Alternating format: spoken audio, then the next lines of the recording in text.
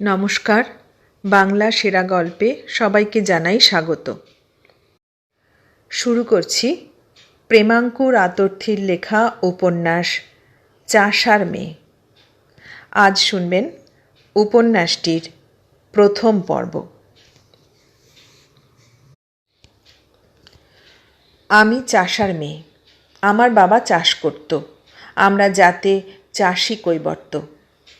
বাবার কথা আমার বেশি মনে নেই, শুধু স্বপ্নের মতো মনে পড়ে কালো নুয়ে পড়া একখানা জীর্ণ দেহ আমায় কোলে করে নিয়ে যেত খেয়াঘাটের ধারে, সে একটা ময়রার দোকানে।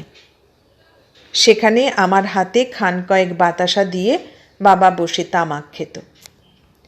সে খেয়াঘাট নেই, খাল মজে গেছে। সে ময়রা নেই, আমার বাবাও নেই।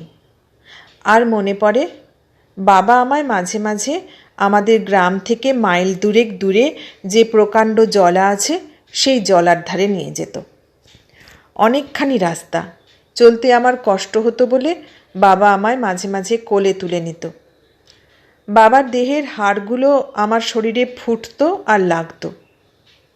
আর মনে পড়ে একদিন ভোরবেলার কথা। তখন একটু শীত শীত পড়েছে। আমি একখানা কাঁথা গায়ে দিয়ে মার পাশে ঘুমিয়ে পড়েছিলাম। কোথা দিয়ে যে রাত কেটে গিয়েছে জানি না, হঠাৎ আমার মা পাড়া কাঁপিয়ে কেঁদে উঠল, ওগো আমার কি সর্বনাশ হলো গো। মার চিৎকার শুনে আমার ঘুম ভেঙে গেল। দেখলুম বাবা শুয়ে রয়েছে আর মা তার পাশে বসে চেঁচিয়ে কাঁদছে আর মাথা খুঁড়ছে। খানিকক্ষণ হতভম্বের মতো থেকে মাকে জিজ্ঞাসা করলুম, কি হয়েছে মা, অত চেঁচাচ্ছিস কেন? মা সেই রকম চেঁচাতেই বললে, ওরে সর্বনাশী, আর কাকে বাবা বলে ডাকবি? সর্বনাশ যে কি হলো তা বুঝবার আগেই আমিও মার সঙ্গে চিৎকার করতে লাগলুম। সঙ্গে সঙ্গে পাড়ার লোকেরা আমাদের বাড়িতে এসে জমা হতে লাগলো। বাড়ির বাইরে বসে জন কয়েক লোক মিলে বাঁশের একটা খাট তৈরি করে আমার বাবাকে ঘরের ভেতর থেকে তুলে নিয়ে গিয়ে তার উপরে শুইয়ে দিলে। তারপর হরিবোল দিতে দিতে শ্মশানে নিয়ে গেল। মার আঁচল ধরে আমি যেমন করে পুকুরে নাইতে যেতুম তেমনি করে শ্মশানে গেলুম। প্রায় সন্ধ্যাবেলা বাবার দেহ পুড়িয়ে আমরা কাঁদতে কাঁদতে বাড়ি ফিরে এলুম। এসব কথা আজ স্বপ্নের মতো মনে পড়ে। একবার মনে হয় এ বুঝি আমার জীবনের কথা নয়। বাবা মারা যাবার আগেই আমার বিয়ে হয়ে গিয়েছিল। বিয়ের কথা আমার কিছু মনে নেই। শুনেছি যখন বিয়ে হয়েছিল তখন নাকি আমার 3 বছর বয়স। আমার শ্বশুরবাড়ি আমাদের গাঁ থেকে 7-8 মাইল দূরে। আমার শ্বশুর বেশ অবস্থাপন্ন লোক ছিলেন। ব্যবসার খাতিরে তাকে আমাদের গাঁয়ে মাঝে মাঝে আসতে হতো। একবার আমাকে দেখে তার পছন্দ হওয়ায় তিনি বাবার কাছে আমাকে পুত্রবধূ করার প্রস্তাব করেন। আমাদের যাতে খুব ছেলেবেলাতেই বিয়ে দেওয়ার রেওয়াজ থাকলেও বাবা তার একমাত্র শিশুকন্যার বিয়ে দিতে তখন রাজি হননি। কিন্তু আমার শ্বশুর কথা দিয়েছিলেন যে বউ বড় না হওয়া পর্যন্ত তিনি তাকে বাড়িতে নিয়ে যাবার জন্য জেদাজেদি করবেন না। তার ওপর আমার মূল্যস্বরূপ মোটা কিছু দক্ষিণাও দিতে চাওয়ায় আমার বাবা তাঁর কথায় রাজি হয়ে ধনী নফর দাসের একমাত্র শিশুপুত্রের সঙ্গে আমার বিয়ে দিয়ে দিলে। আমার বাবা মারা যাওয়াতে আমাদের চাষ ও কাজকর্ম সব বন্ধ হয়ে গেল। আমাদের সংসারে বেটা ছেলে আর কেউ ছিল না। বাবা নিজের হাতে চাষ করত, মাঝে মাঝে জন নিয়েও কাজে লাগাতো। কিন্তু বাবা মারা যাওয়াতে সেসব কাজ আর কে করবে? তবে আমার মা ছিল ভারী বুদ্ধিমতী মেয়ে মানুষ। মা নিজে চেষ্টা করে আমাদের জমিগুলো ভাগে দিলে। আমাদের দুজোড়া হেলে গরু ছিল। মা সেগুলোকে ভাড়া খাটাবার বন্দোবস্ত করে দিলে। বাড়িতে গাই ছিল, তার দুধ বিক্রি হতো। আমার শ্বশুরের দেওয়া কিছু টাকা ছিল, তারও কিছু কিছু সুদ আসতো। আমাদের মা বেটির খাওয়া পড়ার কোনো কষ্টই ছিল না। একটু শেয়ানা হতেই জানতে পারলুম যে আমার বিয়ে হয়ে গেছে। সেই সঙ্গে সঙ্গে আর একটা মারাত্মক কথাও শুনলুম যে বড় হলেই আমায় মাকে ছেড়ে শ্বশুর ঘর করতে যেতে হবে। আমার শ্বশুর 9 মাস 6 মাস অন্তর একদিন আমাদের বাড়িতে আমাকে আর মাকে দেখতে আসতেন। শ্বশুর বাড়িতে এলেই আমার সমস্ত স্বাধীনতা লুপ্ত হতো। আমার ওইটুকু দেহে মা একখানা 10 হাত শাড়ি জড়িয়ে দিতেন। চেঁচাবার জো নেই, ছোটবার জো নেই। সমবয়সী ছেলে মেয়ে বা খেলার সঙ্গীরা এলে তাদের সঙ্গে খেলবার বা বাড়ি থেকে বেরোবার উপায় নেই। শ্বশুর এলেই গুঁড়িসুড়ি মেরে একটা গড় করে তার পায়ের কাছে গিয়ে বসতে হতো। তিনি মার সঙ্গে গল্প করতেন। সেসব সাংসারিক কথা, তার অধিকাংশই আমি বুঝতে পারতুম না। কিন্তু তা হলে কি হয়, আমায় সেখানে সর্বক্ষণ চুপচাপ বসে থাকতে হতো। আমি ভাবতুম, শ্বশুর যদি এমন, শ্বশুরবাড়ি না জানি কি সাংঘাতিক জায়গা। আমি আমার সমবয়সী ছেলেদের সঙ্গেও মিশতুম। তাদের সঙ্গে ডান্ডাগুলি খেলা, ঘর কেটে চিকলে খেলা, সবটাতেই যোগ দিতুম। শুধু আমিই যে ছেলেদের সঙ্গে খেলতুম তা নয়, আমাদের গাঁয়ের অনেক মেয়েই খেলত। এমনি করে আমার ছেলেবেলাটা কাটতে লাগলো। ক্রমে আমার 2-3 জন সঙ্গিনীর ভিন গায়ে বিয়ে হয়ে গেল। তারা আমাদের সাধের খেলাঘর ছেড়ে কাঁদতে কাঁদতে শ্বশুর ঘর করতে চলে গেল। যখন ফিরে এলো, কারো মাথার আধখানা সিঁদুরে জোবড়ানো, কারো বা মাথার সিঁদুর একেবারে মুছে গেছে। সঙ্গীরা বড় হয়ে ক্ষেত খামারের কাজে লাগতে লাগলো। দিনান্তেও তাদের একবার দেখা পাওয়া ভার। এমনি করে আমাদের খেলাঘর ভাঙতে লাগলো। আমরা বন্ধুরা সবাই কাজে ব্যস্ত। আমারই শুধু কোনো কাজ নেই। ঘরের যা কিছু কাজকর্ম সে করতে কতক্ষণ সময় বা কাটে।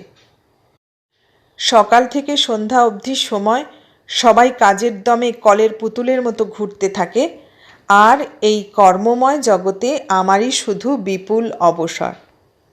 দুপুরবেলা মা যখন ঘুমোতো, শব্দহীন গম্ভীর দুপুরের বুকে কাঠঠোকরা অনবরত একই পর্দায় ঘা মেরে মেরে আমার বুকে কি এক অজানা করুণ রাগিনী জাগিয়ে তুলত।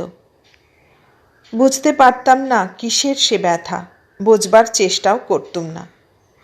সেই নিরালা দ্বীপ্রহরে কতদিন বসে বসে কেঁদেছি।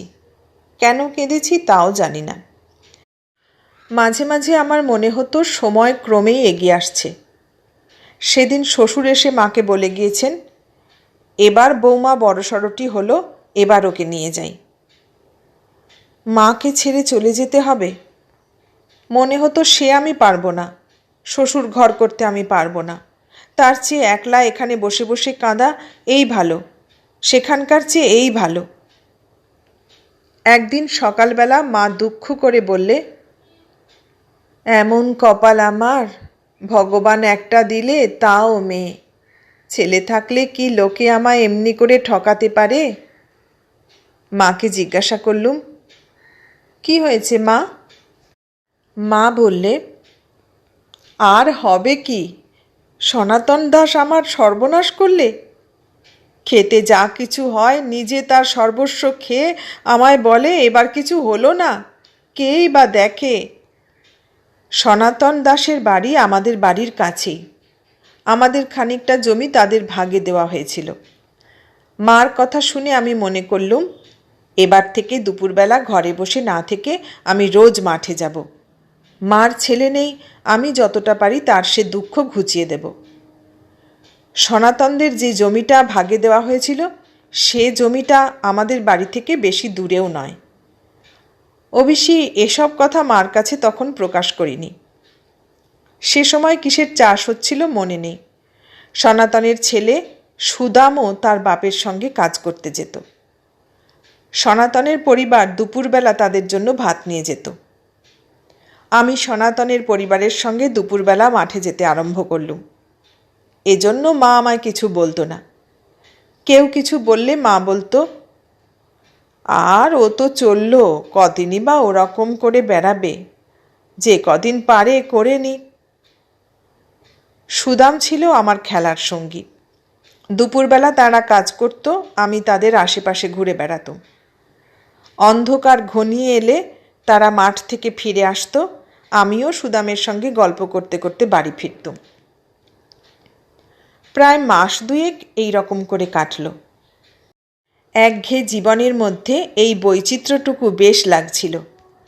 এমন সময় আর একটা বৈচিত্র্য এসে আমার জীবন একটা ব্যথা ভরা সুখে ভরিয়ে দিলে। কয়েকদিন উপরি উপরি খেতে যাওয়ার পরই রোজ সেখানে যাওয়াটা যেন আমার নেশার মতো হয়ে দাঁড়ালো। বেলা দুপুর বাজলেই আমার মন চনমন করে উঠত। মাঠের মধ্যে থেকে যেন ডাক আসতো, কই আজকে আসবি নে বুঝি? কাজ থাকলেও আমি সেসব ফেলে পালাতুম, থাকতে পারতুম না। এই নিয়ে মা আমায় যে কত গালাগালি দিত তার ঠিক ঠিকানা নেই। কিন্তু মাঠে যাওয়ার নেশা আমাকে ভূতের মতন চেপে ধরলে। ইদানিং সুদামের মার জন্য আর আমি বসে থাকতুম না, একাই চলে যেতুম। বাড়ি ফিরতুম আমি আর সুদাম। সে গল্প করত আর বাঁশি বাজাতো, তাই শুনতে শুনতে বাড়ি ফিরে আসতুম। একদিন সেদিন সুদামের বাপ ও অন্য অন্য লোকেরা একটু বেলা থাকতেই বাড়ি ফিরেছিল। সেদিন সুদামের কাজ আর শেষই হয় না। অনেক তাড়া দেওয়ার পর সে বললে, আমি এখন যাব না, তুই যা। আমি বললুম, আমি এই সন্ধেবেলা একা যাই কি করে? তুই আগে বললি নে কেন ওদের সঙ্গে চলে যেতুম? সুদাম আমার কথার কোনো জবাব না দিয়ে পুকুরে মুখ ধুতে চলে গেল। সেখানে হাত পা মুখ ধুয়ে গাছের ওপরে তার নির্দিষ্ট জায়গা থেকে বাঁশিটা পেরে নিয়ে আমায় বললে, চল। সেদিন আর তার মুখে কোনো কথা নেই, এক মনে সে বাঁশিই বাজিয়ে চলেছে। আমারও কেন সেদিন আর কথাবার্তা ভালো লাগছিল না। সেদিন তার বাঁশির সুর আমার এত মিষ্টি লাগছিল যে এর আগে আর কখনো এমন লাগেনি। সরু পথ, পাশাপাশি দুজন চলবার উপায় নেই। দুপাশে ঘন কাঁটার জঙ্গল, তার মধ্যে দিয়ে সুদাম বাঁশি বাজিয়ে চলেছে, আমি ঠিক তার পিছনে চলেছি। হঠাৎ পথের বাঁকে সে বাঁশি থামিয়ে দাঁড়ালো। আমি এগিয়ে আসতে সে বললে, হ্যাঁ রে সৌরভ, তুই শ্বশুরবাড়ি যাবি? আমি বললুম, ধ্যাৎ, আমি সেখানে যাব না। সুদাম আরও খানিকটা পথ এগিয়ে বললে, তোকে নিতে এলে তুই কি করবি? তাদের বলে দেব যাব না, পালিয়ে থাকব। সুদাম বললে, আমাদের বাড়িতে এসে লুকিয়ে থাকিস। আমি কোনো কথা বলবার আগেই সে বাঁশিটা মুখে তুলে নিয়ে আবার বাজাতে বাজাতে এগিয়ে চলল। শ্বশুরবাড়ির লোকেরা আমায় নিতে এলে আমি যে কি করব সেই ভাবনায় আমি দিনে রেতে স্বস্তি পাচ্ছিলুম না। সুদাম আমায় তাদের বাড়িতে লুকিয়ে থাকতে বলায় বুকের মধ্যে থেকে যেন একটা মস্ত বড় বোঝা নেমে গেল। সুদাম চলতে চলতে আবার বাঁশি থামিয়ে বললে, জানিস শৈরি, আমি বিয়ে করব না। কেন রে? না। কেন? তোকে তো আর বিয়ে করলে ভিন গাঁয়ে যেতে হবে না। সুদাম একটু পরে বললে, না রে, সেজন্যে না। আমি একজনকে ভালোবাসি, তাকে বিয়ে না করতে পারলে আমি বিয়ে করব না। সুদাম কাকে ভালোবাসে তা জানবার জন্য আমার মনটা ছটফট করতে লাগলো, কিন্তু তখনই তাকে সে কথাটা জিজ্ঞাসা করতে পারলুম না। সে আবার বাঁশি বাজিয়ে এগিয়ে চলল। আমার মনের কৌতূহলটা কিন্তু আর বেশিক্ষণ চেপে রাখতে পারলুম না।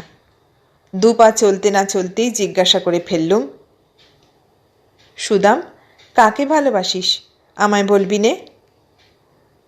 বলবো, কিন্তু কাউকে বলবি নে বল। না। না, তুই বলে দিবি। এই কথা বলে আবার সে বাঁশি মুখে তুলে নিলে। আমি তার হাতখানা টেনে মুখ থেকে নামিয়ে দিয়ে বললুম, বললি নে। সুদাম বললে, দিব্যি করে বল, কাউকে বলবি নে। তোর দিব্যি বলছি। এবার সুদাম একটু গম্ভীর হয়ে পড়ল। আমার যেন আর দেরি সইছিল না। আমি অত্যন্ত অসহিষ্ণু হয়ে তাকে বললাম, এই বেলা বল, বাড়িতে এসে পড়লুম যে। সুদাম বললে, শৈরি, আমি তোকে ভালোবাসি। তুই শ্বশুরবাড়ি চলে গেলে আমি দেশ ছেড়ে চলে যাব, তোকে ছেড়ে থাকতে পারবো না। সুদামের কথা শুনে আমার পা দুটো থরথর করে কাঁপতে লাগলো। আমি আর দাঁড়াতে পারলুম না, তাকে ধরে বসে পড়লুম। কয়েক মুহূর্ত পরেই আমার চোখ দিয়ে হু হু করে জল ঝরতে আরম্ভ করলে। কেন যে সে কান্না তাও বুঝতে পারলুম না। সুদাম আমায় তুলে নিয়ে আমাদের বাড়ির দরজা অবধি পৌঁছে দিয়ে চলে গেল, আর একটি কথাও বললে না। জীবনের মধ্যে এবার যে বৈচিত্র্য এলো তার আস্বাদন কি মধুর। সুদামের প্রেমের কথাগুলো আমার কানে যেন মধু বর্ষণ করত। সে কখনো ভাষায় কখনো সুরে আমায় যেসব কথা বলতো তার সমস্ত কথা আমি বুঝতে পারতুম না, তবুও আমার মনে হতো সে আমায় ভালোবাসে। সন্ধ্যার সময় আমরা দুজনে গল্প করতে করতে যখন বাড়ি ফিরতুম, তখন মনে হতো পথের যদি শেষ না থাকতো, এমনি করে তার কথা শুনতে শুনতে যদি আজীবন পথ চলতে হতো তো বেশ হতো। ভালোবাসা এমনই জিনিস বটে। আমিও সুদামকে ভালোবাসতুম, প্রাণ ভরে ভালোবাসতুম, কিন্তু আমার মুখে কথা জোগাতো না। সেও ছিল চাষার ছেলে, কিন্তু এত কথা সে কোথা থেকে শিখেছিল জানি না। আমার মনে হতো আমিও তাকে কিছু বলি, হয়তো সে মনে করছে আমি তাকে ভালোবাসি না, কিন্তু কথা জোগাতো না। তার ভালোবাসার গর্বেই আমার বুক ফুলে উঠত। একদিন মা আমায় বললে, দিন রাত সনাতনের ছেলের সঙ্গে ঘুরে মরো কেন? এখন কি বেটা ছেলের সঙ্গে ধেই ধেই করে নেচে বেড়াবার বয়স আছে? মার কথার কোনো জবাব দিলুম না। জবাব দেবার কি আছে? চুপ করে এটা ওটা জিনিসপত্র নাড়াচাড়া করতে লাগলুম। আর একদিন মা বললে, হাড় হাবাতি, তোর নিন্দে যে আর কান পাতা যায় না। ফের যদি ওই সুদাম ছোনাটার সঙ্গে তোকে দেখি তাহলে হাড় মাস আলাদা করে ছাড়ব। সেদিন আর আমি চুপ করে থাকতে পারলুম না। মাকে বললুম, কে তোমায় কি বলেছে শুনি? বেশ করব, আমি ওর সঙ্গে বেড়াবো। আমি গায়ের কারোর সঙ্গে এক চালায় বাস করি নে, কারুর খাইও নে। আমার মুখে এই রকম চোপা শুনে মা চুলের ঝুঁটি ধরে গুম গুম করে কতকগুলো কিল মারলে। মার খেয়ে আমি রেগে বাড়ি থেকে বেরিয়ে সেই জলার ধারে চলে গিয়ে সেখানে বসে কাঁদতে লাগলুম। সেদিন আর সমস্ত দিন বাড়িতে ফিরলুম না। একবার মনে হচ্ছিল যে পায়ে কাপড়খানা বেঁধে জলার মধ্যে লাফিয়ে পড়ি, কিন্তু তা পারলুম না। সুদাম, সুদাম, তাকে ছেড়ে একলা কী করে মরব? সমস্ত দিন সেই সকাল থেকে প্রায় সন্ধে অবধি না খেয়ে না নিয়ে আমি সেই নির্জন জলার ধারে বসে রইলুম। কিন্তু আমাদের সেই বাড়ি ফেরবার সময় আর বসে থাকতে পারলুম না। মনে হলো এবার যাই, সুদামকে মাঠ থেকে ডেকে নিয়ে বাড়ি যাই। জলা থেকে বাড়ি ফেরবার পথেই সুদামের ক্ষেত। তখন সে রোজ খেতে আসতো, কি একটা বোনা হচ্ছিল। আমি জলা থেকে ফেরবার পথে মাঠের ধারে উঁচু রাস্তায় দাঁড়িয়ে দেখলুম খেতে অনেকে কাজ করছে, কিন্তু সুদামকে দেখতে পেলুম না। সে সেখানেই আছে মনে করে আমি খেতে নেমে গেলুম, কিন্তু তার দেখা পেলুম না। বাড়ির দিকে পা চালিয়ে দিলুম। বাড়িতে ফিরে দেখি সেখানে অনেক লোক জড়ো হয়েছে। মা আমাকে দেখে চিৎকার করে কেঁদে উঠল, সর্বনাশী, কোথায় গিয়েছিলি? আমি মার কথার জবাব না দিয়ে ঘরের মধ্যে গিয়ে শুয়ে পড়লুম। মা কাঁদতে কাঁদতে ঘরের মধ্যে এসে বললে, ধন্যী মেয়ে বাবা, আমার ঘাট হয়েছিল তোমাকে মেরেছিলুম, বাড়ি যে ফিরেছ এই আমার বাবার ভাগ্যি। আমি মার কথার কোনো জবাব না দিয়ে পড়ে রইলুম। মা আবার জিজ্ঞেস করলে, কোথায় ছিলি সমস্ত দিন? জলার ধারে বসেছিলুম। ও বাবা, এই রোদ্দুরে? জানোয়ারে সইতে পারে না, আর তুই সেখানে সারাদিন বসে রইলি। মরবে যখন, তখন আমি দেখতে পারবো না। কে তোকে দেখতে ডেকেছে, তুই জানা। মা আর আমার কথার কোনো জবাব দিলে না। কিছুক্ষণ পর বললে, গাঁ শুদ্ধ লোকে তোকে খুঁজে সারা। সুদাম সেই যে বেরিয়েছে, এখনো ফেরেনি। মা আমায় তুলে নিয়ে গেল। আমার শরীর একেবারে এলে এসেছিল। গরিবের মেয়ে হলেও আমি সুখে স্বচ্ছন্দেই মানুষ হয়েছি। অতক্ষণ না খেয়ে থাকা আমার কোনো কালেই অভ্যেস ছিল না। আমি সেই সন্ধেবেলা স্নান করে খেয়ে শুয়ে পড়লুম। শুয়েই মনে হলো সুদামের কথা। সে আমাকে খুঁজতে বেরিয়েছে, এখনও ফেরেনি। আহা, তারও তো নাওয়া খাওয়া কিছুই হয়নি। না জানি রোদে ঘুরে ঘুরে তার কত কষ্টই হয়েছে। একবার ইচ্ছে হলো তার বাড়িতে খোঁজ করে আসি। এই তো তাদের বাড়ি, এখান থেকে 2 পা বই তো নয়। উঠবার চেষ্টা করলুম, কিন্তু উঠতে পারলুম না। তারই কথা ভাবতে ভাবতে ঘুমিয়ে পড়লুম। ঘুমিয়ে ঘুমিয়ে স্বপ্ন দেখলুম আমি বাড়ি থেকে পালিয়ে গিয়েছি। এমন জায়গায় গিয়েছি যে সেখানে জনপ্রাণী নেই। দূর থেকে সুদামের বাঁশির সুর বাতাসে ভেসে এসে আমার কানে লাগছে। বাঁশি খালি বলছে, কোথায় তুই, আর কত দূরে? বাঁশির সুর লক্ষ্য করে যেদিকে যাই, অমনি মনে হয় তার বিপরীত দিক থেকে শব্দ আসছে। আবার উল্টো দিকে ছুটি। এমনি করে চারিদিকে ছুটোছুটি করে মরছি, কিন্তু তাকে দেখতে পাচ্ছি না। হঠাৎ ঘুমটা ভেঙে গেল। তখন অনেক রাত। ঝিঁঝির গাজন তখন খুব জমে উঠেছে। তারই ভেতর থেকে অতি ক্ষীণ বাঁশির সুর আমার কানে বাজতে লাগলো। বাঁশির আওয়াজ শুনেই মনে হলো এ সুদামের বাঁশি। একটা আশ্বস্তির নিঃশ্বাস ফেলে বাঁচলুম। যাক, ফিরে এসেছে। বাঁশির আওয়াজ ক্রমে স্পষ্টতর হতে হতে একেবারে আমাদের বাড়ির ধার দিয়ে চলে গেল। বুঝলুম সুদাম এতক্ষণে বাড়ি ফিরল। তখন বোধহয় রাত 1.5 প্রহর উতরে গিয়েছে। পরের দিনের সকালটা যেন দিনের বুকে অসাড় হয়ে পড়ে রইল। কিছুতেই আর সে যেতে চায় না। আমার মনটা ছটফট করছিল। কতক্ষণে বেলা হবে, মাঠে গিয়ে সুদামের সঙ্গে দেখা করব। কোনো রকমে দুপুর অবধি ঘরে কাটিয়ে বেরিয়ে পড়লুম। মাঠে গিয়ে দেখলুম সুদাম খেয়ে দেয়ে গাছের তলায় বসে জিরোচ্ছে। আমাকে দেখতে পেয়েই সে জিজ্ঞাসা করলে, কাল আমার বাঁশি শুনেছিলি? আমি বললুম, হ্যাঁ, কিন্তু তোর ফিরতে অত রাত হলো যে, কোথায় গিয়েছিলি? সে কোথায় কোথায়, অনেক দূর। আমি বললুম, আর কখনো আমি না বলে কোথাও যাব না। কাল তোর বড্ড কষ্ট হয়েছে, আমার উপর রাগ করিসনি ভাই। সুদাম বললে, কষ্ট? না না, কষ্ট আমার কিচ্ছু হয়নি। কালকের দিনটা আমার বড় সুখে কেটেছে। সুদামের কথাগুলো ধাঁ করে আমার বুকে একটা আঘাত দিয়ে চলে গেল। বোধহয় আমার চোখের কোণে একটু জলও দেখা দিয়েছিল। কষ্ট হয়নি তাহলে? আমার জন্য তার কিছুমাত্র কষ্ট হয়নি? কাল সারাদিন আমার সঙ্গে তার দেখা হয়নি, তার দিন সুখেই কেটেছে।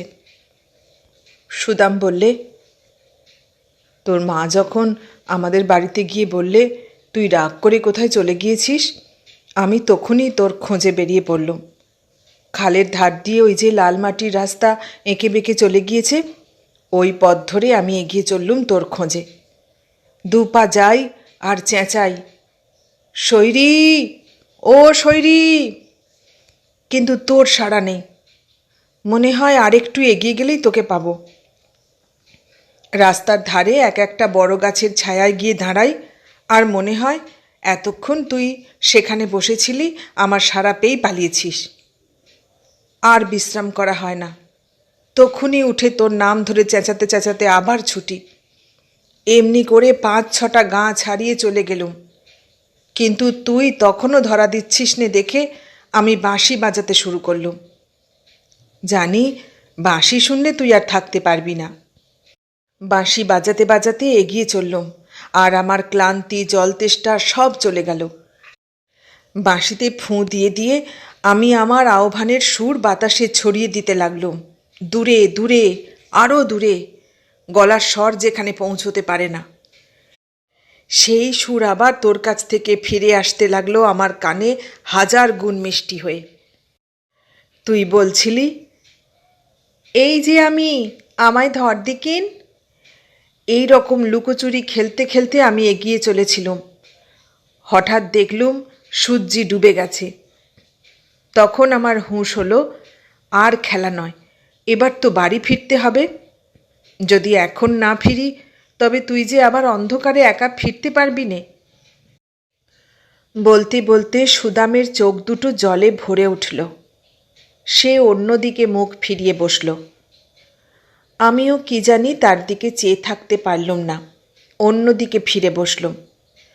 কিছুক্ষণ পরে দেখি সে উঠে মাঠে নেমে গেছে। আমি একলা সেই গাছের তলায় বসে বসে ভাবতে লাগলুম সুদাম কি বললে। তার কথাগুলোর ঠিক অর্থ বুঝতে না পারলেও কিছু কিছু বুঝতে পারলুম। তার দুই চোখের সেই দুফোঁটা জল আমার চোখে ঝর্ণার ধারা বইয়ে দিলে।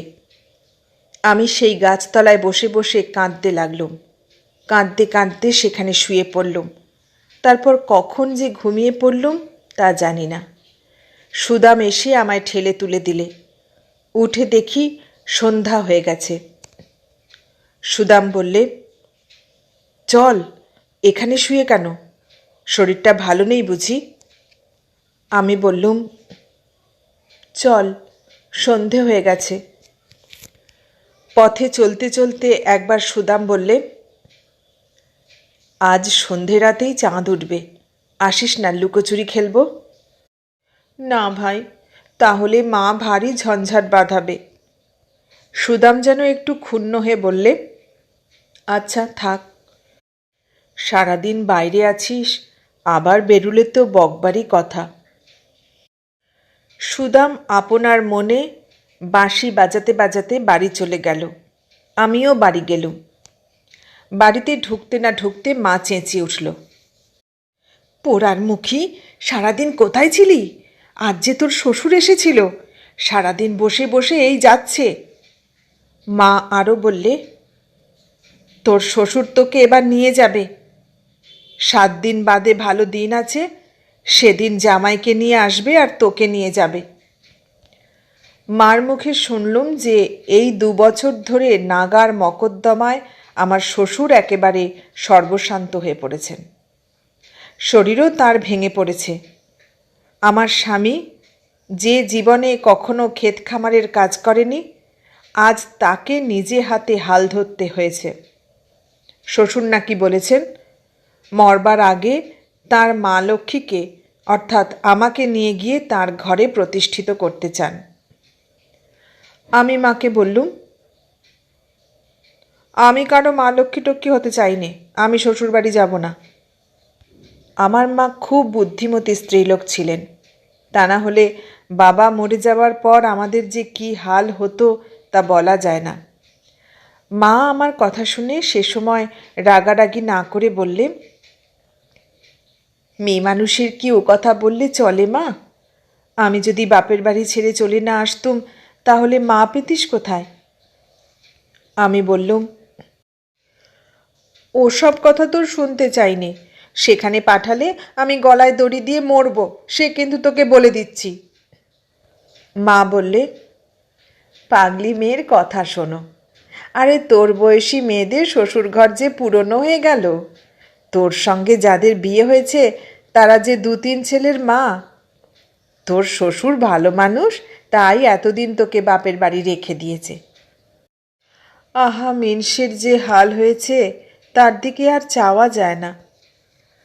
মার সঙ্গে তখন আর এ সম্বন্ধে কোনো কথা হলো না। খেয়ে দিয়ে শুয়ে পড়লুম। নানা রকমের ভাবনায় ঘুম এলো না। শ্বশুরবাড়ি, মেয়ে মানুষের শ্বশুরবাড়ি ছাড়া আর উপায় নেই। কেন উপায় নেই? মা এসে শোবার আগে একবার ডাকলে, শৈরি, ঘুমিয়েছিস? আমি মটকা মেরে পড়ে রইলুম, কোনো জবাব দিলুম না।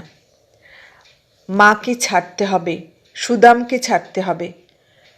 যাদের মধ্যে জন্মালুম, যাদের মধ্যে বড় হলুম, আপনার বলে এতদিন জানলুম, তাদের সবাইকে ছেড়ে চলে যেতে হবে, জন্মের মতো ছেড়ে যেতে হবে। আবার সে এক নতুন সংসার, নতুন লোকজন। কি জানি সেখানকার লোকজন কেমন? না না, সে আমি পারবো না, কিছুতেই পারবো না। পরদিন সকালে মা বললে, শৈরি আর বেরুসনি, 7 দিন পরে শ্বশুর ঘর করতে যাবি, এখন আর ধিঙ্গির মতো এখানে সেখানে ঘুরে বেড়াতে হবে না। আমি কিন্তু কতক্ষণে সুদামের সঙ্গে দেখা করে তাকে খবরটা দেব সেই ছুতোয় ঘুরে বেড়াতে লাগলুম। একবার মার চোখের একটু আড়াল হতেই আমি ছুটে সুদামদের বাড়িতে গিয়ে তাকে ডেকে বাইরে এনে বললুম, সর্বনাশ হয়েছে। কি হয়েছে? কাল আমার শ্বশুর এসেছিল, তারা আমায় 7 দিন পরে নিতে আসবে। বলে সুদাম চমকে উঠে বললে, তবে উপায়? উপায় আর কি, জলে ডুবে মরা। সুদাম অনেকক্ষণ চুপ করে থেকে বললে, না না, তা করিসনি। পালাবি? না, পালিয়েই বা যাবি কোথা? আমি হতাশ হয়ে বললুম, তবে কি করব? তারা আমায় নিশ্চয় নিয়ে যাবে, এতদিন রেখেছে আর রাখবে না। সুদাম বললে, আচ্ছা তুই যা, তোর সঙ্গে দেখা করে বলবো, ভাবি আগে। সুদামের সঙ্গে পরামর্শ করে কিছুই ঠিক হলো না। বাড়িতে বসে বসে দিনরাত ভাবি কি করব, কোথায় যাব, কেমন করে এই দারুণ বিপদ থেকে উদ্ধার পাব, কিছুই ঠিক করতে পারি না। এদিকে সুদামেরও দেখা পাইনি। মা দিনরাত আমায় চোখে চোখে রাখে, বাড়ি থেকে 1 পা কোথাও বেরুলে মা সঙ্গে যায়। এমনি করে 5 দিন কেটে গেল, কিন্তু কিছুই হলো না। সুদামও কোনো খোঁজ দিলে না। আমি হতাশ হয়ে পড়লুম। 6 দিনের দিন সকালবেলা আমাদের জানালার ধারে যেন সুদামের গলার শব্দ শুনতে পেলুম। আমি দিনরাত চক্ষুকর্ণ সজাগ করেছিলুম। গলার শব্দ পেতেই জানালা দিয়ে উঁকি মেরে দেখি সুদাম এসেছে। ছুটে বাইরে গিয়ে তাকে দরজার কাছে ডেকেছি, এমন সময় কোথা থেকে মা এসে হাজির হলো।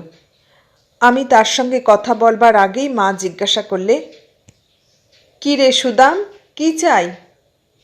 সুদাম অত্যন্ত অপরাধীর মতো বললে, এই শুনলুম শৈরিকাল চলে যাবে, তাই দেখতে এলুম। মা বললে, হ্যাঁ, কাল ওর শ্বশুর আসবে, আর কতদিন বউকে বাপের বাড়ি বসিয়ে রাখবে? সুদাম এবার আমার দিকে চেয়ে বললে, শ্বশুরবাড়ি গিয়ে শৈরি আমাদের ভুলিস নে। সুদামের কথা শুনে আমার পা দুটো থরথর করে কাঁপতে লাগলো। এই কথা শোনার জন্যই কি আমি নিশিদিন এত উদ্গ্রীব হয়ে বসেছিলুম? তার কথার জবাব দিতে পারলুম না। আমি তার মুখের দিকে চেয়ে রইলুম। সেও মুখ তুলে আমার দিকে চেয়ে রইল। আমার চাউনি তো আমি নিজে দেখতে পাইনি, তবে দেখলুম যে আমার দৃষ্টির প্রতিবিম্ব তার চোখে ফুটে উঠেছে। আমার মনে হতে লাগলো তার সেই 2টি আঁখি তারা দিয়ে এখনই বুঝি প্রাণটা ফেটে বেরিয়ে পড়বে। মা যে সেখানে দাঁড়িয়ে আছে তা একেবারে ভুলে গেলুম। আমি কাঁদতে কাঁদতে মাটিতে বসে পড়লুম। মা আমার হাত ধরে তুলে বললে, চল বাড়ির ভেতরে যাই। সুদাম আস্তে আস্তে তার বাড়ির দিকে চলে গেল। আমি মার দেহের ওপর ভর দিয়ে বাড়িতে ঢুকলুম। পরদিন সকালবেলা শ্বশুর ও আমার স্বামী এসে হাজির হলেন। দেখলুম তাদের দুজনের চেহারাই বিশ্রী হয়ে গেছে। আমার স্বামী এর আগে মাত্র 2 বার আমাদের বাড়িতে এসেছিলেন। তাকে আগে যেরকম দেখেছিলুম, এবার তার চেয়ে অনেকখানি বড় বলে মনে হলো। দুপুরবেলা খাওয়া দাওয়ার সময় মা আমার শ্বশুরকে বললেন, বেয়াই, আজকের দিনটা এখানে থেকে যাও। জামাই এসেছে, সে থাকতে তো একদিনও শ্বশুরবাড়িতে রাত্রিবাস করেনি। আজকে রাতটা থাক, কাল সকালে যেও। আমি পাঁজি দেখিয়ে রেখেছি, কাল সকালে যাত্রা শুভ লিখেছে। মার কথা শুনে প্রথমটা তিনি রাজি হননি। শেষে অনেক করে বলার পর তিনি সেদিনটা আমাদের বাড়িতে থাকতে রাজি হলেন। আমি মনে করলুম ভালোই হলো, একটা দিন পাওয়া গেল। এর মধ্যে যদি সুদাম কিছু করতে পারে। সমস্ত দিনটা আশায় আশায় কাটল, মুমূর্ষুর প্রাণের আশা। কিন্তু কোথায় সুদাম, তার দেখা পেলুম না। দুপুর কাটল, বিকেল হলো, সন্ধ্যা হলো, কিন্তু কোথায় সে? রাত্রিবেলা আমার ও স্বামীর শোবার জন্য একটা আলাদা ঘর ঠিক করা হয়েছিল। আমার স্বামী খেয়ে সেখানে শুতে গেলেন। মা আমার হাতে পান দিয়ে সে ঘরে পাঠিয়ে দিলে। আমি স্বামীকে পানের বাটাটা দিতে যেতেই তিনি আমার হাত দুটো ধরে বললেন, সৌরভ, তোমার খাওয়া হয়েছে? আমি ঘাড় নেড়ে না বলে হাত ছাড়িয়ে নিয়ে ঘর থেকে বেরিয়ে এলুম। রাত্রি 1 প্রহর কেটে যাবার পর মা আমাকে খাইয়ে স্বামীর ঘরে ঢুকিয়ে দিয়ে চলে গেল। স্বামী তখনও জেগে বসেছিলেন। আমি ঘরে ঢুকেই বিছানার একপাশে গিয়ে পড়ে রইলুম। তিনি কথাবার্তা বলবার অনেক চেষ্টা করলেন, কিন্তু আমি কোনো কথা না বলে চুপ করে রইলুম। শেষকালে তিনিও আর কথা না বলে শুয়ে রইলেন। স্বামী বোধহয় ঘুমিয়ে পড়লেন। আমার চোখে ঘুম নেই, রাত পোহালেই যেতে হবে। হঠাৎ নিশিথিনীর বুক চিরে বাঁশির সুর বেজে উঠল। বুঝলুম সুদামও ঘুমোয়নি, বাইরের দাওয়ায় বসে সে বাঁশি বাজাচ্ছে। বাঁশির সুর গুমড়ে গুমড়ে আমার রুদ্ধ দুয়ারে এসে আঘাত করতে লাগল। সে কি করুণ অনুনয়! যাস নে, ওরে যাস নে, আমাকে ফেলে যাস নে। বিছানায় পড়ে দু চোখের জলে আমার মাথার বালিশ ভিজে যেতে লাগল। বাঁশির অবিশ্রান্ত আকুতি, কোথায় যাবি তুই? আমার নিঃশ্বাসগুলো বুক ফেটে মাথার ওপরের খোলা জানালা দিয়ে বেরিয়ে যাচ্ছিল। প্রতি নিঃশ্বাসে আমার বুকের খবর। সুদাম, চিরসখা আমার, বিদায় দাও। কি করব বন্ধু? তবুও বাঁশির বিশ্রাম নাই, সেই এক মিনতি। কোথায় যাবি তুই? আমায় ফেলে কোথায় যাবি? সকালে মা দরজা ধাক্কা দিয়ে আমায় তুলে দিলে। আমি একখানা লাল চেলি পরে কাঁদতে কাঁদতে মার পায়ের ধুলো নিয়ে পালকিতে গিয়ে উঠলুম। পাড়ার অনেক গিন্নি, ছেলে মেয়ে, যুবক যুবতী যাবার সময় আমায় দেখতে এলো, কিন্তু আমার সমস্ত মন প্রাণ যাকে দেখবার জন্য উদ্গ্রীব হয়েছিল, কেবল সেই এলো না। শ্বশুর বাড়িতে এলুম। মস্ত জমির মধ্যে একখানা গোছালো একতলা ইটের বাড়ি। আমার স্বামী আমার হাত ধরে বাগান, পুকুর, গোয়াল ইত্যাদি সব জায়গা দেখিয়ে নিয়ে বেড়ালেন। সমস্ত দেখানো হয়ে যাবার পর তিনি আমাকে বাগানের এক কোণে নিয়ে গিয়ে দীর্ঘ নিঃশ্বাস ফেলে করুণভাবে বললেন, জানো সৌরভ, আমাদের এই বাড়ি বাগান সবই বাঁধা পড়েছে। বুঝলুম আমার স্বামী অত্যন্ত মনোকষ্টে আছেন, কিন্তু তোমাদের সত্যি করে বলছি, তাঁর দুঃখে আমার তখন মোটেই সহানুভূতি জাগল না। আমার শ্বশুর আমাকে বড় ভালোবাসতেন। আমার শাশুড়ি প্রথম দিন কয়েক আমার ওপরে ভালো ব্যবহারই করেছিলেন, কিন্তু কিছুদিন যেতে না যেতেই তিনি নিজ মূর্তি ধারণ করলেন। নিজের বাড়িতে মার কাছে আমায় ঘরের কাজ কিছুই করতে হতো না। আমাদের ঘরকন্নার যা কিছু সামান্য কাজকর্ম তা মাই করতেন। শ্বশুর বাড়িতে আমার শাশুড়ি আমার ওপর নানা রকম কাজের ভার চাপাতে লাগলেন। সেসব কাজ আমার জানা ছিল না, তাতে প্রায় গলদ হতো। আমার শাশুড়ি তাই নিয়ে বাড়ি মাথায় করে তুলতেন। শ্বশুর আমার পক্ষ নিয়ে কোনো কথা বলতে গেলে শাশুড়ি ঠাকুরুন আরও গোল বাঁধাতেন। একদিন কি একটা কাজের জন্য আমার শাশুড়ি আমায় ভর্ৎসনা করছিলেন, আমি তার জবাব দেওয়ায় তিনি রেগে আমার বাবা ও মাকে অত্যন্ত বিশ্রী ভাষায় গালাগালি দিলেন। কথাগুলো আমার সহ্য হলো না। আমি তাকে কি বলায় তিনি কেঁদে কেটে হুলস্থুল বাঁধিয়ে দিলেন। আমার শ্বশুর এমনিতেই ঠান্ডা প্রকৃতির লোক ছিলেন। তার উপর ইদানিং তার শরীর এত খারাপ হয়ে পড়েছিল যে কদাচিৎ বিছানা ছেড়ে উঠতেন। শাশুড়ির চিৎকারে প্রথম প্রথম তিনি আপত্তি করতেন, শেষে আর উপায় না দেখে মুখ বুজিয়ে থাকতেন। স্বামী সকালে বেরিয়ে যেতেন, আর সেই সন্ধ্যাবেলা বাড়ি ফিরতেন। রাত্রে আমি ঘরে গেলে কথাবার্তা জমাবার চেষ্টা করতেন, কিন্তু আমার দিক থেকে কোনো উৎসাহ না পেয়ে চুপচাপ শুয়ে পড়তেন। সেদিন সন্ধ্যার পরে আমি ঘরে যেতেই আমার স্বামী আমার একখানা হাত ধরে বললেন, সৌরভ, আজ তুমি মার মুখের ওপর চোপা করেছ। আমি আর থাকতে পারলুম না। আমি বললুম, আর তোমার মা যে আমার বাপ তুলে গালাগাল দিলেন, তার কিছু হলো না বুঝি? স্বামী বললেন, মার মুখের উপর অমন করে কিছু বলো না সৌরভ, আমার অনুরোধ। আমি রেগে বললুম, আমি কারো অনুরোধ শুনতে পারবো না, আমায় বাড়িতে রেখে এসো। আমার এই কথার ওপর তিনি আর কোনো কথা বললেন না। আমি ঘরের মধ্যে বসে বসে কাঁদতে লাগলুম। তিনি বেরিয়ে চলে গেলেন।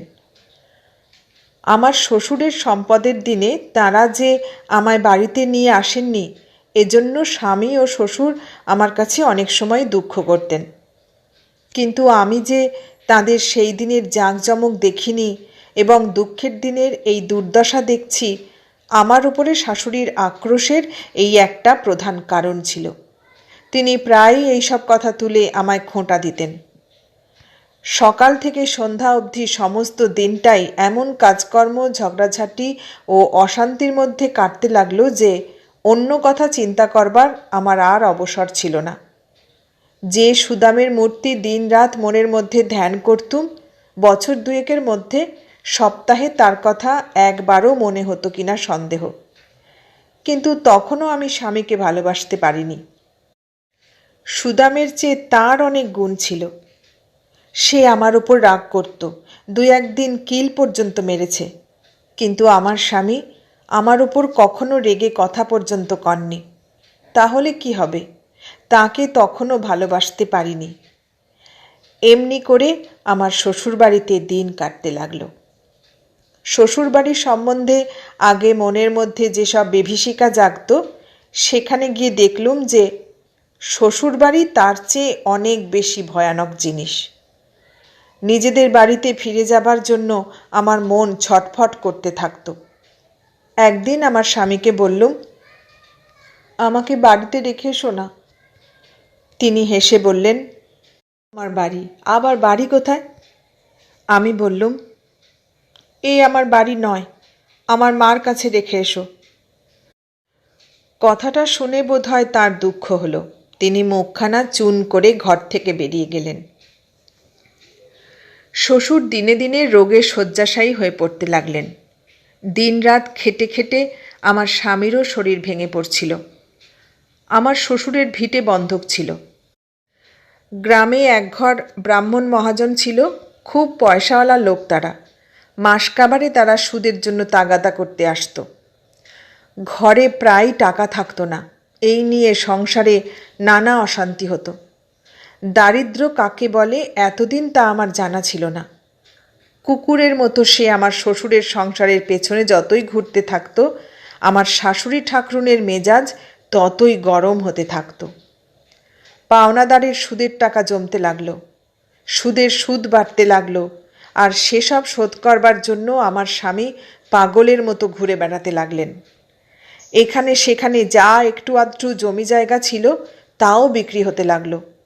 এই রকম করে আমাদের সংসার যখন দারিদ্র্যের চরম শিখরে উঠেছে, তখন হঠাৎ একদিন শ্বশুর মারা গেলেন।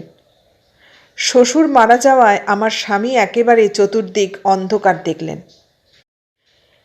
এতদিন তবুও তার মাথার উপরে বাবা ছিলেন। জরাগ্রস্ত পিতা সংসারে সাহায্য করতে না পারলেও তবুও তিনি সংসারের একটা মস্ত ভরসা ছিলেন। কিন্তু মাথার ওপর থেকে সেই জীর্ণ আচ্ছাদনটুকুও সরে যাওয়ায় আমার স্বামী একেবারে মাথায় হাত দিয়ে বসে পড়লেন। শ্বশুরের মৃত্যুর কিছুদিন আগে থেকে আমার স্বামীর অত্যন্ত খাটুনি বেড়েছিল। স্বামী অনেকটা তার বাবার মতনই ধাত পেয়েছিলেন। হাজার অশান্তিতেও বিচলিত হতেন না। তবে ইদানিং তিনি বড় একটা কারোর সঙ্গে কথাবার্তা বলতেন না। শ্বশুরের মৃত্যুর পর থেকেই আমার শাশুড়ি রব তুললেন যে আমি অলক্ষ্মী। তিনি যখন তার স্বামীর জন্য ইনিয়ে বিনিয়ে কাঁদতে থাকতেন তখন প্রায়ই বলতেন যে এমন অলক্ষ্মী বউ সংসারে নিয়ে এলুম যে মিনসে 2 দিনও সুখে ঘর করতে পারলে না, বউটো তাকে খেয়ে তবে ছাড়ল। প্রথম প্রথম আমি তার কথা গ্রাহ্য করতুম না। কথাগুলো আমার বুকে বাজলেও সেই শোকের সময় আর অশান্তির মাত্রা বাড়াবার ইচ্ছা হতো না। কিন্তু ক্রমে যখন কথাটা নানা রকম পল্লবিত হয়ে পাড়ার 5 জনের মুখে মুখে ঘুরতে আরম্ভ করল, তখন সেটা সহ্য করা আমার পক্ষে অত্যন্ত কষ্টকর হয়ে উঠল।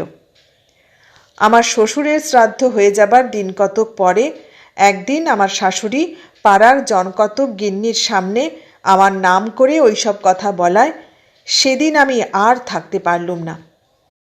আমি শাশুড়িকে কতকগুলো কড়া কথা শুনিয়ে দেবার জন্য তার ঘরে যেতে গিয়ে বাইরে থেকে দেখলুম যে ঘরের মধ্যে আমার স্বামী দাঁড়িয়ে রয়েছেন। স্বামীকে দেখে আর ঘরের মধ্যে ঢোকা হলো না। আমি সেখান থেকে চলে এসে অন্ধকার ঘরের মধ্যে একলা বসে কাঁদতে লাগলুম। অন্ধকারে নিঃশব্দে স্বামী কখন ঘরের মধ্যে ঢুকেছিলেন টের পাইনি। হঠাৎ তিনি দেশলাই দিয়ে প্রদীপটা জ্বালিয়ে ফেললেন। আমি থতমত খেয়ে উঠতেই তিনি আমার একখানা হাত ধরে গাঢ় স্বরে বললেন, সৌরভ, বসো, তোমার সঙ্গে 2 কথা বলি।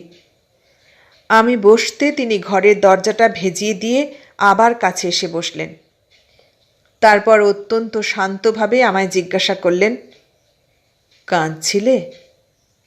তার কথার কোনো উত্তর দিলুম না।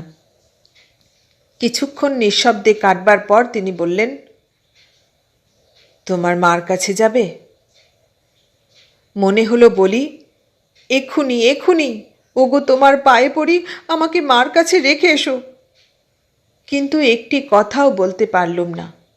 স্বামী বলতে লাগলেন, দেখো, আমাদের এখানে তোমার খাওয়ার কষ্ট, পড়ার কষ্ট, তার উপরে দিন রাত মার গঞ্জনা তো আছেই। তুমি যখন সেখানে যেতে চেয়েছিলে তখনই তোমাকে পাঠিয়ে দেওয়া উচিত ছিল, কিন্তু বাবার জন্য তোমায় তখন পাঠাইনি। যাবে সেখানে? এবারও আমি কোনো কথা বললুম না। কি জানি কেন তার এই কথাগুলো শুনতে আমার বড় ভালো লাগছিল। তিনি আবার বলতে লাগলেন, তুমি যে আমায় মোটেই ভালোবাসো না তা আমি জানি, কিন্তু তোমায় বিয়ে করার জন্য আমি দায়ী নই। আমাদের যখন বিয়ে হয়েছিল তখন আমার বয়স অত্যন্ত অল্প। আমার বাবা আমায় স্কুলে দিয়েছিলেন। সেখানে ছেলেরা তোমার নাম করে আমায় খ্যাপাতো। সে বয়সে তোমায় বিয়ে করে আমার অজ্ঞাতে তোমার ওপর যে অন্যায় করেছি তার জন্য আমায় ক্ষমা করো। তোমার ও আমার বাবা মার দোষে আমরা দুজনেই শাস্তি পাচ্ছি। আমার স্বামী আরও কি বলতে যাচ্ছিলেন, কিন্তু সেসব কথা আর আমার শোনা হলো না। তার কথাগুলো এত করুণ যে আমি আর চোখের জল রাখতে পারলুম না, কেঁদে ফেললুম। মনে হলো, আমার স্বামী, তুমি এত মহৎ, তোমায় চিনিনি, তোমাকে কত কষ্ট দিয়েছি, আমায় ক্ষমা করো, আমার দোষ নিও না। আমার স্বামী আদর করে আমার চোখ মুছিয়ে চুমু খেয়ে ঘর থেকে বেরিয়ে গেলেন। সেই দিন থেকে আমি তাকে ভালোবাসতে আরম্ভ করলুম। জীবনের এই সন্ধ্যাকালে যৌবনের সেই এক সন্ধ্যার কথা স্মরণ হলে আজও আমার চোখ সজল হয়ে ওঠে। স্বামীকে যেদিন থেকে ভালোবাসতে শুরু করলুম সেদিন থেকে আমার জীবন কতকটা সহনীয় হয়ে উঠল। আমাদের এই দারিদ্র্য, অনাহার সবটাতেই আমি একটা গর্ব অনুভব করতে লাগলুম। আমি জানতুম যে এখন যদি বাড়িতে গিয়ে মার কাছে থাকি তাহলে আমার খাওয়া কিংবা পড়ার কোনো কষ্টই থাকবে না। কিন্তু স্বামীর সঙ্গে একত্রে দুঃখ দারিদ্র্য ভোগ করার মধ্যেও যে সুখ আছে, সে সুখ ফেলে মার কাছে যেতে মন আমার চাইতো না।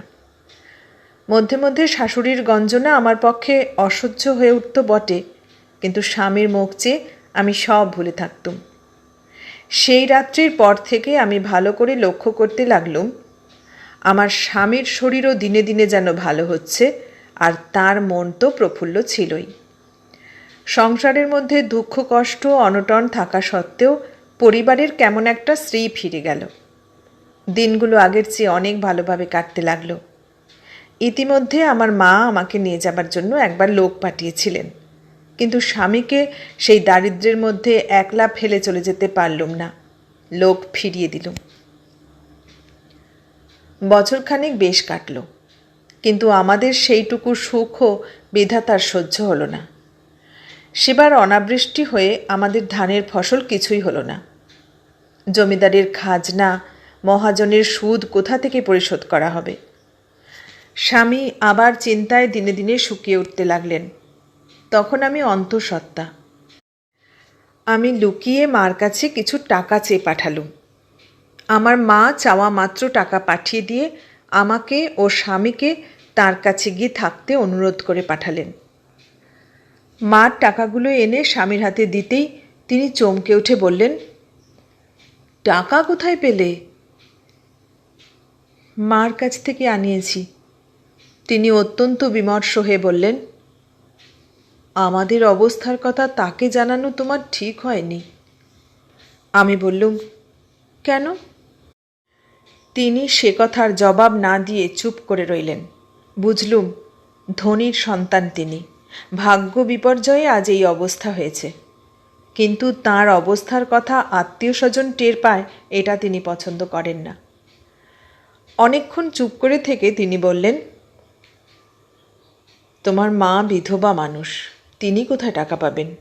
তার উপরে আমাদের এই অবস্থার কথা জেনে তিনি কিছুতেই শান্তিতে দিন কাটাতে পারবেন না। মনে হলো মাকে জানানো সত্যই উচিত হয়নি, কিন্তু সেবার আমার অনুরোধে টাকাটা তিনি গ্রহণ করলেন। সে টাকা দিয়ে কি করেছিলেন তা আমি জানি না। আমাদের বাড়িতে একটা ভালো পুকুর ছিল। আমি শ্বশুরবাড়িতে এসেও সেটার অবস্থা ভালো দেখেছি, কিন্তু অযত্নে পুকুরটার অবস্থা শোচনীয় হয়ে দাঁড়িয়েছিল। সেখানকার জল অপেয় হয়ে উঠতেই গাঁয়ের সেই বামুন মহাজনদের বড় পুকুর থেকে জল আনতে হতো। চাকর বাকর আমাদের ছিল না। আমার শাশুড়িও বাতে নড়তে পারতেন না, কাজেই আমাকেই সেখান থেকে জল আনতে হতো। পুকুর ঘাটে ও আমাদের বাড়িতে দিনরাত জল্পনা চলত, আমার পেটে কি সন্তান আছে। কেউ বলতো ছেলে, কেউ বলতো মেয়ে। কেউ কেউ আমার স্বামীর নাম ধরে বলতো, ওর এখন যে অবস্থা চলেছে তাতে মেয়ে হওয়াই সম্ভব। সত্যি কথা বলতে কি, আমি নিজে ছেলেই কামনা করতুম। অজাত সন্তানের উদ্দেশ্যে দিনরাত অনুনয় করতুম, আমার মান রাখিস বাবা, তোর অভাগিনী মার মান রাখিস। আমার শাশুড়ি বাতে ক্রমেই শয্যাশায়ী হয়ে পড়তে লাগলেন। তিনি আমায় প্রায় শুনিয়ে শুনিয়ে বলতেন, মেয়ে যদি হয় তাহলে নটবরের আবার বিয়ে দেব। শাশুড়ির কথা শুনে আমার হাসি পেত। একদিন আমার স্বামী তার মার মুখে বিয়ের কথা শুনে হাসতে হাসতে বললেন, ছেলের বিয়ে দিয়ে বউকে খাওয়াবে কি? শাশুড়ি তখন জবাব দিলেন, চাঁড়ালের ঘরে তো আর বিয়ে দেব না যে টাকা দিয়ে মেয়ে কিনতে হবে। তোর বিয়ে দিয়ে বউও আনবো, সঙ্গে সঙ্গে টাকাও আনবো। আমি কাছেই দাঁড়িয়েছিলাম। কথাটা কার উদ্দেশ্যে বলা হলো তার আমার বুঝতে বাকি রইল না। আমার স্বামী হাসতে হাসতে কথা শুরু করেছিলেন। তিনি আর কোনো জবাব না দিয়ে চুপ করে রইলেন। তারপরে সে ঘর থেকে বেরিয়ে এসে আমার মুখের দিকে করুণ চোখে চেয়ে রইলেন। কোনো কথা তার মুখ দিয়ে বেরোল না। আমার সন্তান হওয়ার দিন ক্রমেই এগিয়ে আসতে লাগলো। পাড়ার গিন্নিরা বলাবলি করত যে আমার নাকি বয়স বড্ড বেশি হয়ে গিয়েছে, কি হয় বলা যায় না। আমার মনে হতো নিশ্চয় এবার আমি মারা যাব। আমার স্বামী আমাকে আশ্বাস দিতেন, কিছু ভয় নেই। তিনি যতক্ষণ কাছে থাকতেন ও আশ্বাস দিতেন ততক্ষণ সত্যিই মনে হতো কিছু ভয় নেই, কিন্তু স্বামী চোখের আড়াল হলেই মনে হতো এবার আমার রক্ষে নেই। সময় পূর্ণ হবার কিছুদিন আগে আমি স্বামীকে বলে মার কাছে খবর পাঠালুম। মা এসে আমার কাছে রইলেন। মাকে বলতুম, কি হবে মা? মা বলতো, কি আবার হবে, মা হতে গেলে ও কষ্ট সবাইকেই সহ্য করতে হয়। একদিন ভোররাত্রে আমার পেটে একটু একটু বেদনা হতে ঘুম ভেঙে গেল। আমার মনে হলো প্রসব বেদনা উপস্থিত। আমি মাকে খবর দিলুম। মা এসে আমার পাশে বসলেন। তারপর শাশুড়ি এলেন।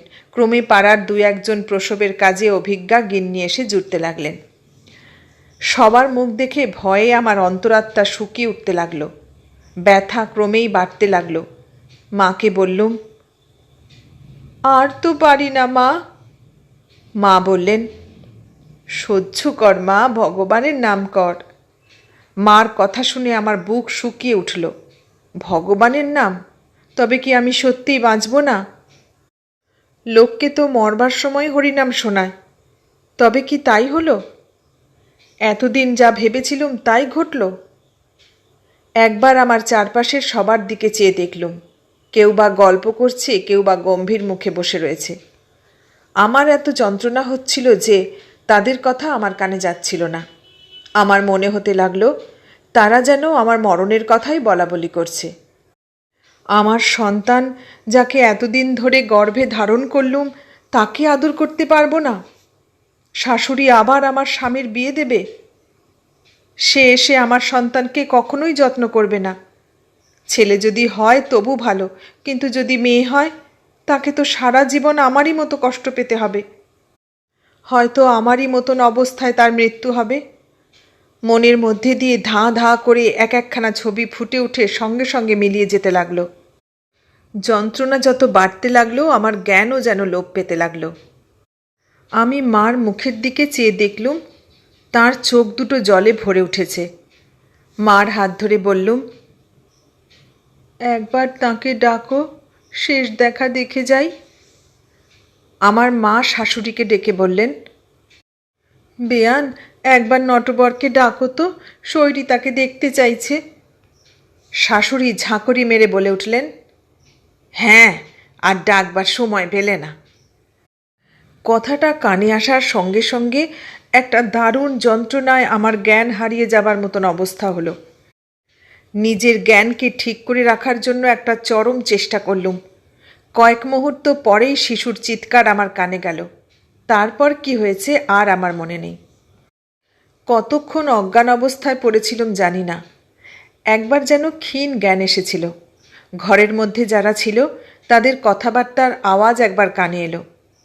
দেহের সে যন্ত্রণা আর নাই।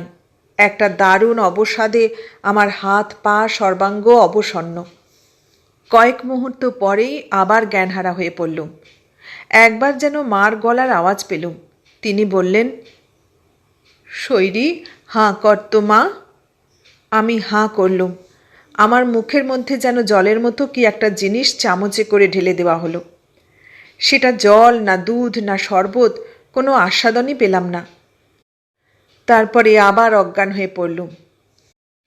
সমস্ত দিনটাই কীরকম আচ্ছন্নের ঘোরে পড়ে রইলুম।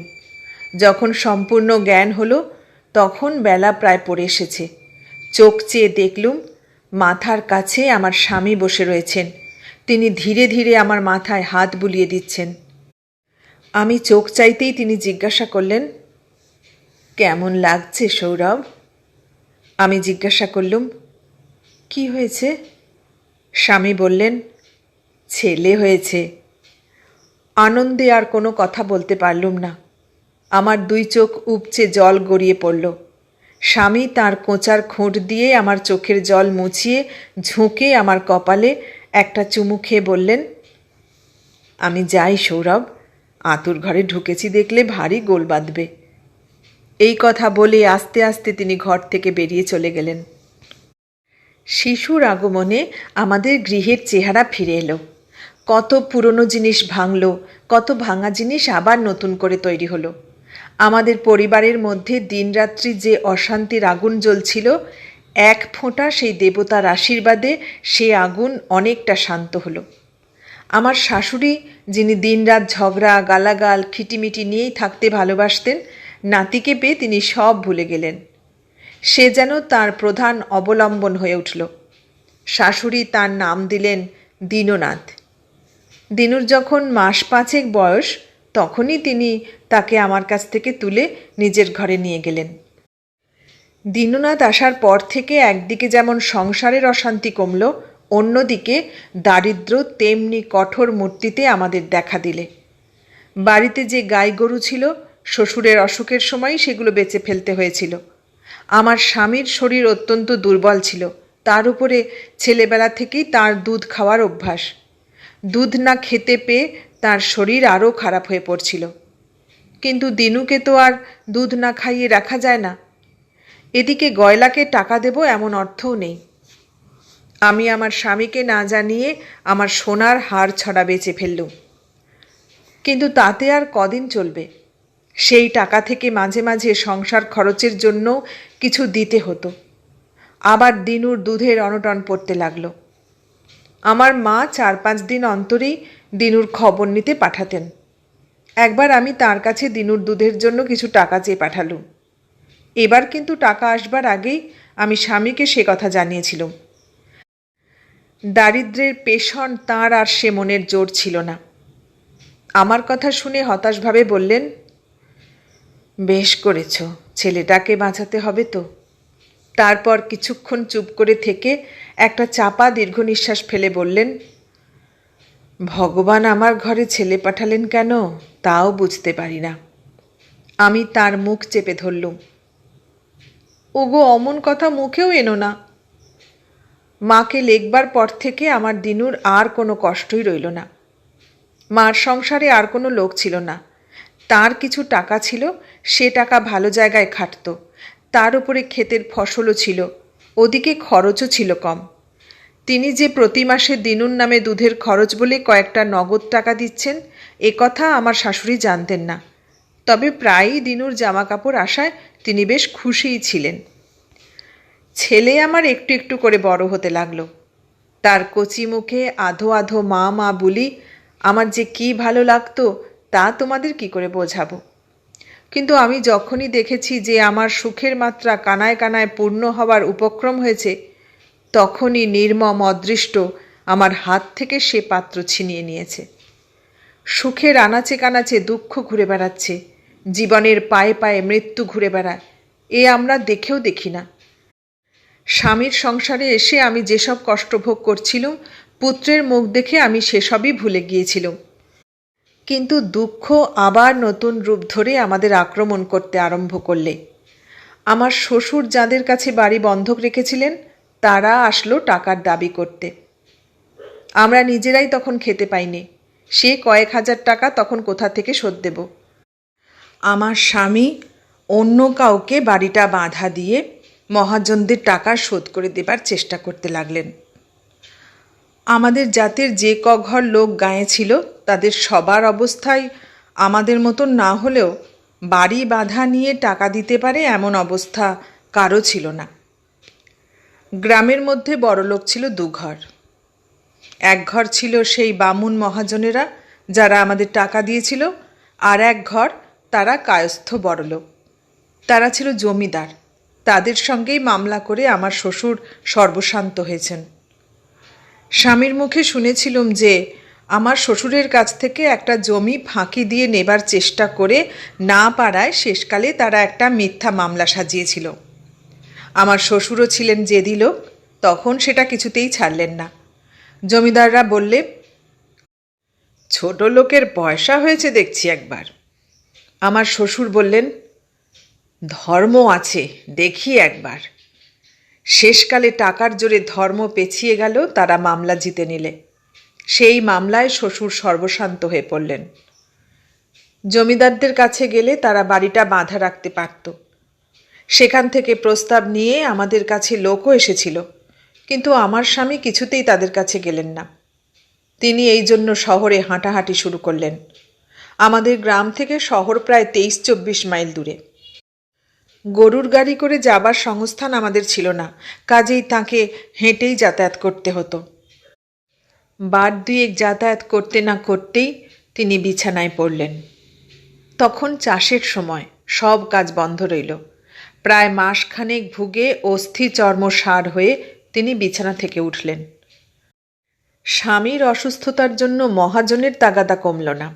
তারা রোজ তাগাদায় তাগাদায় আমাদের অস্থির করে তুলতে লাগল। শেষকালে আর উপায় না দেখে আমার স্বামী মহাজনের কাছেই ভিটেটা বিক্রি করবার প্রস্তাব করলেন। তারা প্রথমে এ প্রস্তাবে রাজি হলো না। শেষকালে সামান্য কিছু টাকা নিয়ে তাদের কাছে ভিটে বিক্রি করে দেওয়া হলো।